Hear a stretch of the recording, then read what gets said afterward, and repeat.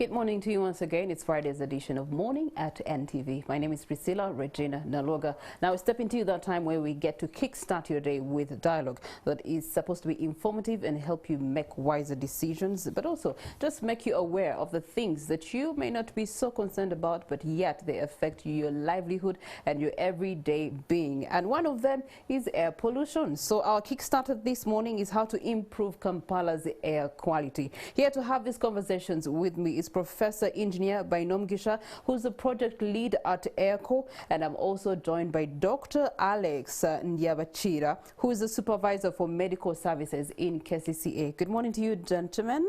Good morning, Sarah. Okay, I will start with Dr. Alex here. When we talk about air pollution, we have the understanding of SST back in primary school, but where you are in your field as a person in terms of medical, in terms of this kind of environment protection, what is air pollution? What are the components of air pollution? Thank you, Priscilla. Good morning, viewers. So, in summary, air pollution has, air itself has a known composition of, if it has oxygen, it has carbon dioxide and other components. These are their levels. So, if you have introduction of substances that are not supposed to be there, or those that are there, are changed in such a way that they become hazardous, it becomes air pollution. Okay. So yes, so we have common pollutants that are particles or gaseous. So those that are particles arise from, like dust, for instance, if a car passes on an unpaved road or one with potholes, and that we commonly call it particulate matter. We grade it by size. So we have the 2.5, particulate matter 2.5, which is the smallest and the most dangerous, because it can cross from lungs. You breathe it in through the nose to the lungs, it crosses the blood. That means it can access any body part and can cause anything. The other one is particulate matter 10, which is a bigger size. The others are gases, like nitrous gases from exhaust pipes of cars. And then you have sulfur dioxides from like factories, and others related to ozone. Okay, yes. All right. So we would consider those as the leading drivers for pollution? Leading causes. Leading causes. Of pollution. And then what would be the leading drivers of air pollution in the city? Especially in the city here, you have cars. You've seen jam.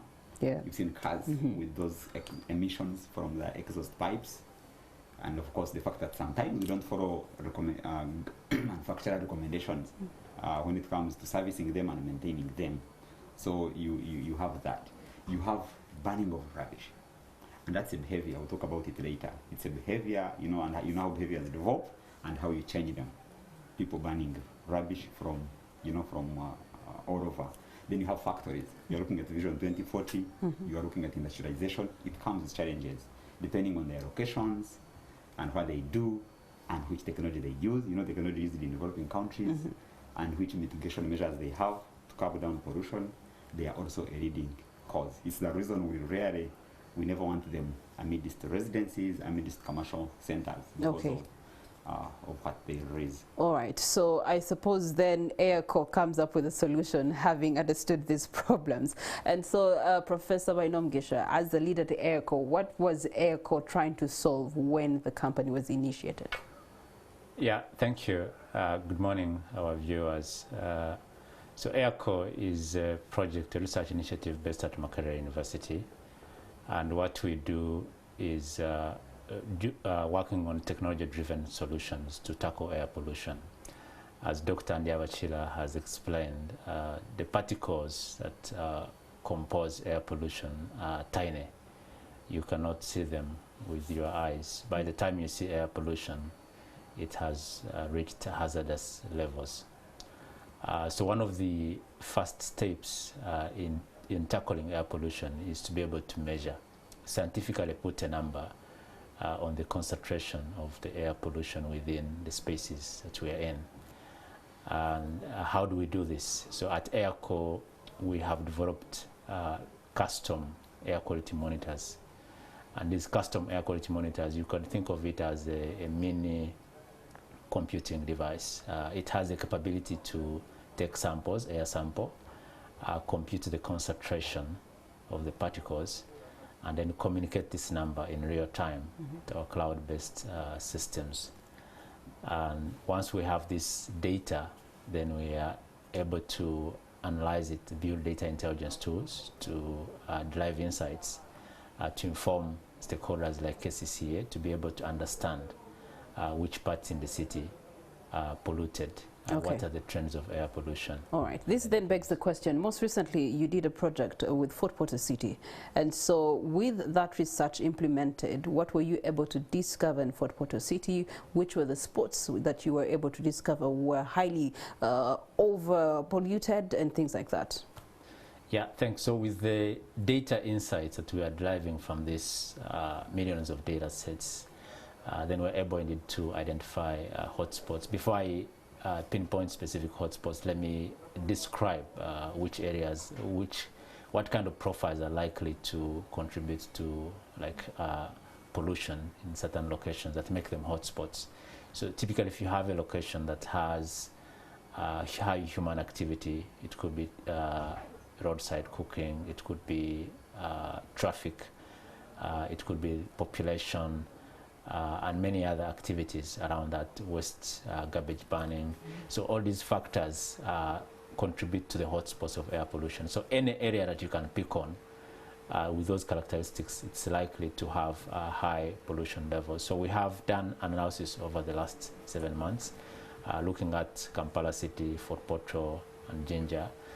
Kampala City comes through as most polluted of these 3 cities.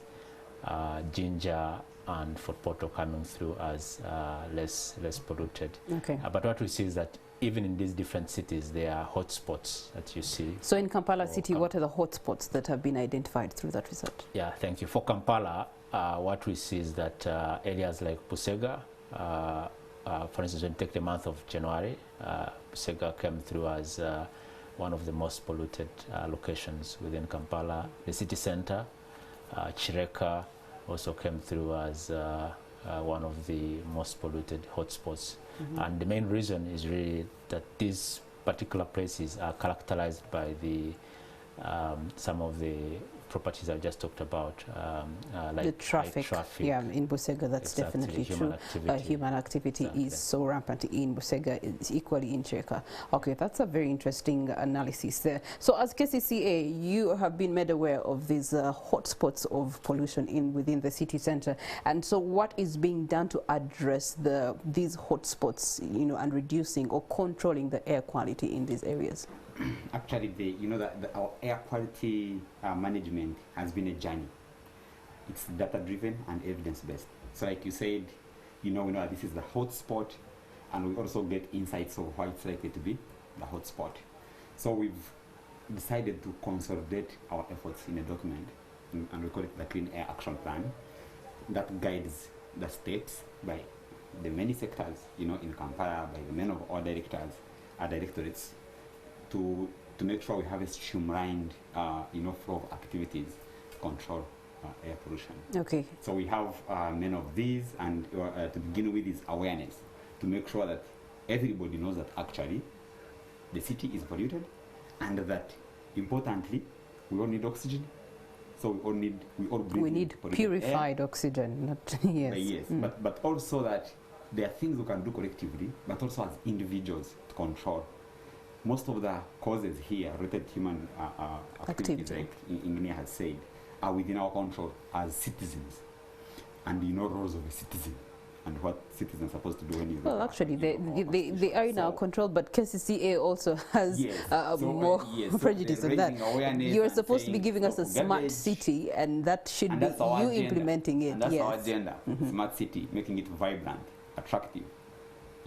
Yes, so we are raising awareness and calling on individuals and telling them what they need to do. Things to do with, let's say, garbage burning. We have innovations around, garbage collection. We have a free service. We also have, pre-qualified private suppliers whom people can pay. But like I told you, that's a behavior.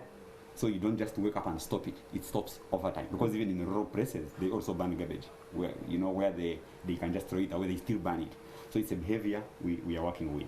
We are also doing 2 studies. One of them is the emission inventories, and the other one is trying to understand who contributes what. If it's is it from cars, is it from unpaved roads, is it from factories? That will help us to target our efforts. Okay. With our partners, including AirCo, we want to increase the density of monitors. The monitors we have now want to increase. Reason, Kampala is planned in such a way that from point A to point B, things change. The human activities change. So you realize you need to monitor here, you need to monitor there, you need to monitor here. That is already. And do you, as KCCA, have enough monitoring capacity to do that within the entire city? Yes, our main job is to coordinate efforts for air quality monitoring. So KCCA doesn't have to own all the monitors. No, they have monitors. We have monitors. There are other people with monitors, and we network this on a platform that they have just shown you to work together. Otherwise, the resources are never enough. You leverage on each other. So to answer the question, yes, we have the capacity. Okay. Because we have it through our partners. Okay.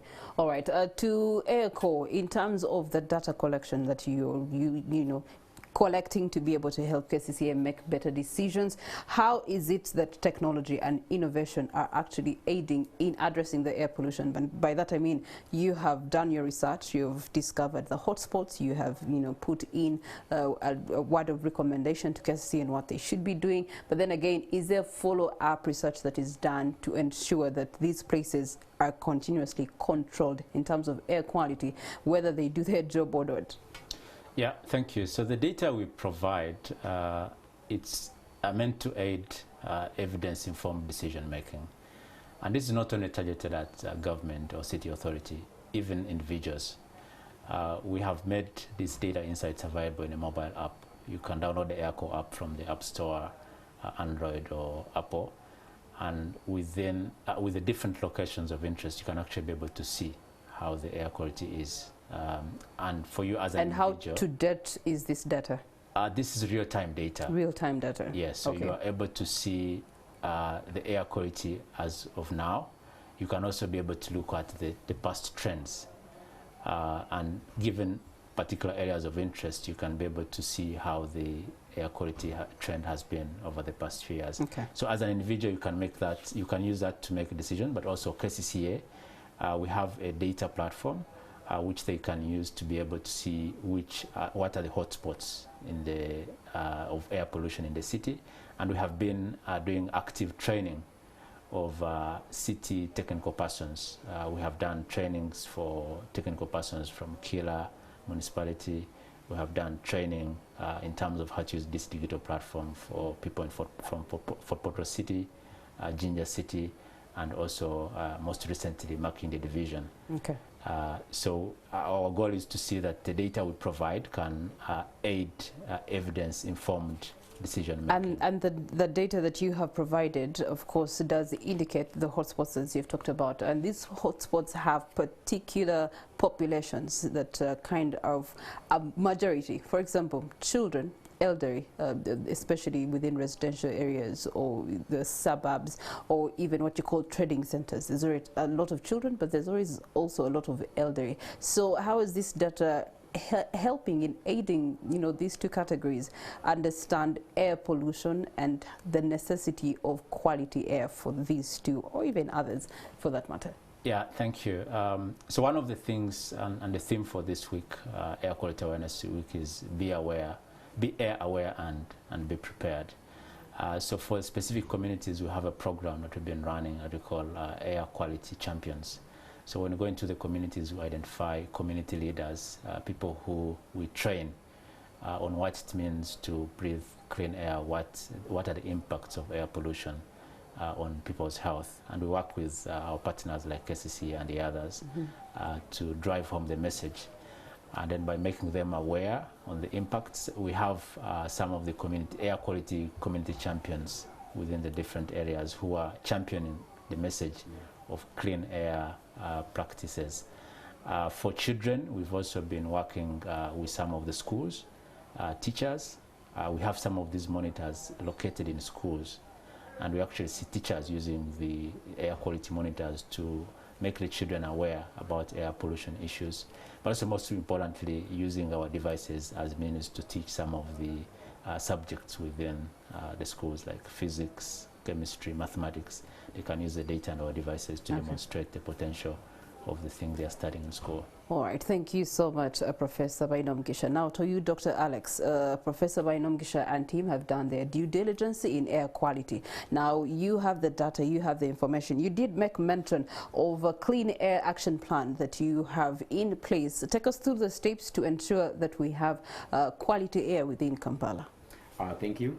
Like I said earlier, some of the steps, you know, first of all, the air quality management is approached from a multi-sector angle.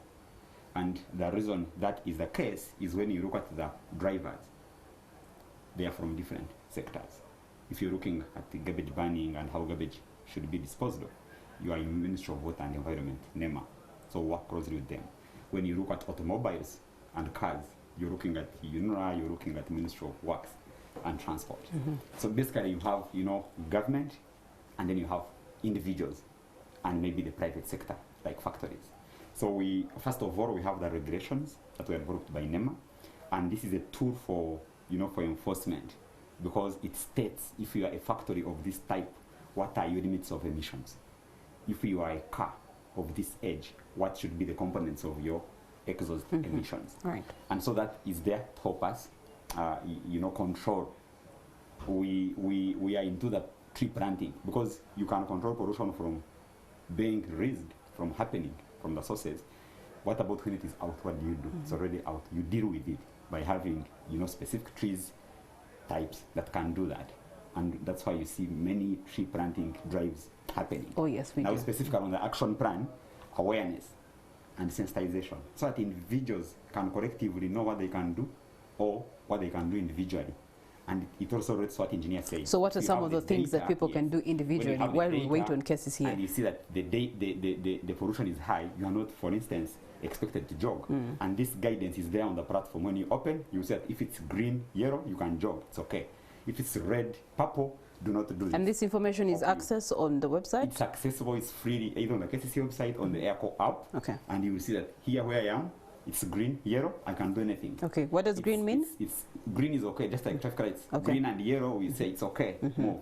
When Red. it gets into red and purple, we are saying it's not okay. Okay. Don't do ABC. All right. Well, thank you so much, gentlemen. The traffic lights of air quality within the city of Kampala are very paramount. And if you can go to the KCCA website or the Airco app, download it, it will be able to give you indicators of places where there's quality air for you to do things that you enjoy, especially on a Friday evening like today. Those of you that like to go out jogging, it's very paramount that you go in places where there's a lot of fresh air rather than congested places where there's traffic jam, where there's commercial business going on, with this roadside businesses going on, cooking and so on and so forth, burning of rubbish. Stay away from those areas. So air quality is as important to you as it is important to the stakeholders. So make sure that you're very aware of that while you make the decisions socially for your hangouts this evening and into the weekend. Thank you so much, gentlemen, and I trust this conversation has added some wisdom, knowledge and understanding to you.